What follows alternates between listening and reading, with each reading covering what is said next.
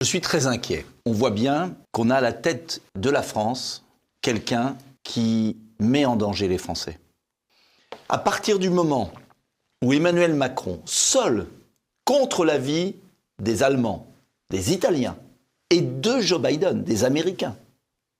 Mais d'accord avec l'OTAN, visiblement. Oui, mais contre l'avis des États-Unis, veut faire de la surenchère, c'est-à-dire livrer des armes, avec l'Angleterre d'ailleurs, pour atteindre le territoire russe, il met le doigt dans un engrenage fatal pour la France. Il dit que ce n'est pas sic escalatoire. Mais il nous prend pour des imbéciles.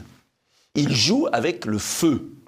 Il a une allumette près d'une poudrière. L'Ukraine est prise en otage par des jusqu'au-boutistes, Zelensky et sa bande corrompue, qui sont soutenus par des anglo-saxons américains qui ont mis des bases en Ukraine de la CIA, c'est prouvé par le New York Times, qui ont avancé et qui ont provoqué la Russie. Quand on va dans une guerre, c'est qu'on réfléchit peut-être à la suite.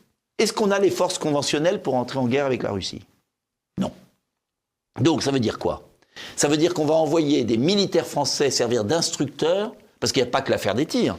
Vous avez vu que cette semaine, ils veulent envoyer des instructeurs, c'est-à-dire des militaires français. Ça veut dire qu'ils vont être victimes d'une boucherie. Avant d'aller en Ukraine, il faudrait peut-être envoyer l'armée dans les quartiers à Marseille, contre les narcotrafiquants. Avant d'envoyer l'armée en Ukraine, il faudrait peut-être retrouver le fugitif Amran machin, qui a été enlevé à Évreux avec 2 morts.